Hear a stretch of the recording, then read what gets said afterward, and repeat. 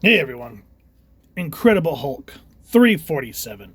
And God, do I wish that this was a legit copy. I'm gonna have to go do some back issue digging eventually, but I found this one on the reprint rack. 'Cause a lot of comic shops will have like the cool spinner rack that says, "Hey kids, comics," which man, I'd love to have one of those for my studio. But anyway, that aside, was poking around and they have that spinner rack, and they usually have reprints. So there's a lot of reprints that have been happening, and so I saw this was the last one, and I went, "Oh hell yeah!" So I think what I'm going to do once I find a legitimate copy, my son is finally starting to show an interest in comics, and so he's been having me read them to him at night. And what I've been doing since he was a kid is it started off with like a cardboard box. There was just about a handful of comics that we said from mom and dad. But with what I've been saving for him is upgraded to a short box. At this point, he loves it. It has Superman all over it. It's cool stuff. But once I find a legitimate copy of this one, I'm going to put this in his long box. So that way, if the reprint gets kind of destroyed, at least we'll have an original. So that's kind of what I'm doing. So he can at least read them without having to bang up a lot of the originals that I've found through the years. Now, anyway, you're asking what is the significance of this comic from September of 1988? This is the first, I guess you could say, real full appearance of Joe Fixit, because what is it through? Not Wolverine. God, I can't think today. There's a couple of issues back where Banner wanted to suppress the Hulk or something like that. I can't. I haven't read the arc in a long time, but at the end we see the Hulk is gray, and so a lot of people call that the first appearance. I call that the first cameo appearance because it's back to Gray Hulk, and then we get this. Now, this is sort of a masterclass in how you set the stage and visual and narrative storytelling, as well as building up a character. So let's read the first few pages together to kind of understand what I'm talking about. There's something in the air. You can feel it. Can you feel it? Something hovering over the gaudy section of Las Vegas called the Strip. No one's sure where this something came from or exactly when. No one's sure why it's here or what it wants, but it's most definitely here, and it's watching, and it's waiting for the summons, and it's laughing. So you're kind of, okay, what are we getting at here? Now, real quick, this casino run by Mr. Bertinelli, Mr. B, it's called the Coliseum, and I really like the parallels that Peter David here goes with it. We'll talk about that in a second. Just put that in the back of your mind. It's laughing at the puny humans following into the Coliseum, one of the most opulent hotel casinos on the Strip. People come with pockets full of money and dreams full of hope. And when they leave, usually both are drained. So we have a gentleman here who's been blowing through his money. He's like, my last silver dollar. Come on, baby. You got to give me what I'm wanting. And then we get this cool sort of like introduction splash page, but it's not like anything like the Hulk jumping at you or something action. It's just crapshoot. And so it gives you the idea, okay, so we're in Vegas. And I just like all the visuals to represent that this is a casino. It's just a great way. And he goes, not again. That was my last dollar, baby. How could you take it? Now we'll get into that here in a second. But first, I've said this before, and I'm going to say it again. I miss when the art team would kind of work together like this and make the introduction thing part of the book. Either like be like casino chips here, or graveyards, or an explosion with rubble everywhere. I miss that. But introducing Jeff Proves on pencils, Mike Gustovich on the inks, Valerie Gustovich, assistant inking, Peter David's story, Joe Rosen, letterer, Peter Scotzi, colors, Tom DeFalco, editor-in-chief, and Bobby Chase was the editor. So we got some big names on this book. So this gentleman that pulled the slots out of money, and he gets so mad, kind of showing his crippling gambling addiction, that he pulls a gun as other people try to take money from the casino that he just shot. And here's where we meet Mr. Bertinelli. And I just love how, in terms of character development, Peter David makes this guy like larger than life. He's just very cool, calm. He's like, Mr. B, you shouldn't be down here. There's trouble. So I've heard. tisk, shooting a defenseless slot machine. No subtlety, no style anymore. So you can feel that like 1950s to 70s vibe, like mobster casino owner. Kind of reminds me of De Niro in Casino.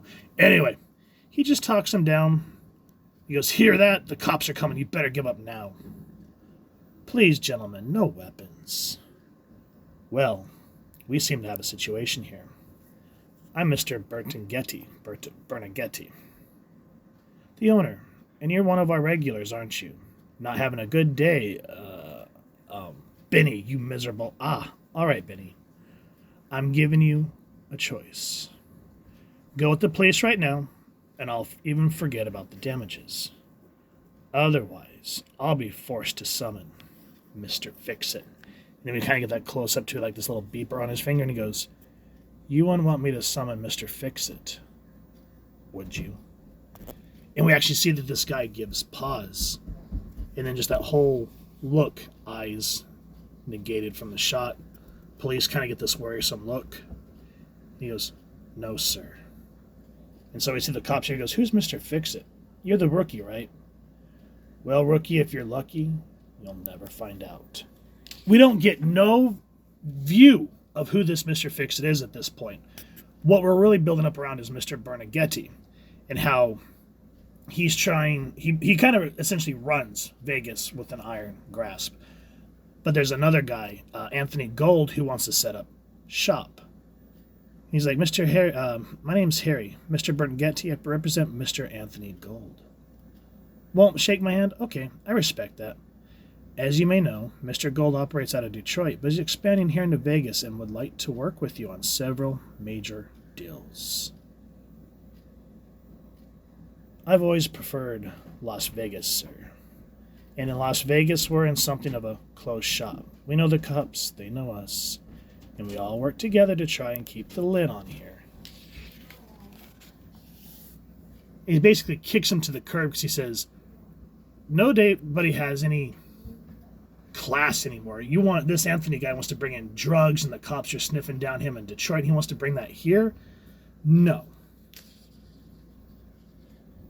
And and then this is his wife or girlfriend. I can't remember what she is, but she says, "Why don't you summon Mr. Fixit?" Because Mr. Fixit's only for special occasions. And then this girl, she hears that Mr. Fixit is bored, and so she's summoned to kind of be like a call girl, I guess you could say. She goes, "Get ready for this. The most eligible bachelor in town has nothing to do tonight, and he wants me to do it with. Mr. Fixit wants some company." And so we kind of start to see, now that we've been introduced to Mr. Bernaghetti, we kind of start to see how Anthony Gold's trying to close in and, lack for a better term, as mobsters say, they're going to whack him. Now we get a moment. We don't really get to see Joe Fixit, but she's taken back. She goes, "Oh my Lord." That's what I like to hear. Respect. But now Mr. Bernaghetti gets into a pinch with the mob. I don't want to give too much away, but he summons Mr. Fixit. And the way that he is finally introduced, "I'm back." He jumped up through the hole. "Kill him." Kill me? Not likely. The bullets will just bounce off me, and the bullets started, and I'll finish. Now, great way. That's what I'm talking about, how setting the scene, introducing characters, building them up, and make them important to the story. Now, in terms of the art, overall, absolutely gorgeous. But one thing about this book that I don't understand from the artistics point of view, and I don't know if Peter David made this, like, if he went back and viewed it, but there's a couple of characters in here where their eyes look like they're all over the place. And just kind of like, why do we have the goofy eyes going on here? And so, other than that, I have no complaints. Now, going back to what I talked about at the beginning of the review with the Coliseum and the parallels, think about it. This place is called the Coliseum. It'll probably be pretty obvious, and a lot of people in the comments will be like, "Well, you didn't see that the first time?" Shut up. So it's called the Coliseum. Mr. Fixit's bored. He gets a call girl. He protects his master. Very much the gladiator theme. So predates, World War Hulk. So I like the idea that Hulk is this sort of sentinel for the Coliseum, is able to have the entertainment that he wants and kind of be able to punch a few guys. And he's like, I have a pretty sweet gig here. But his only thing is he's trying to repress Banner from ever taking control again. He goes, no, not Banner. Not after all this time. I can't. I won't let it happen.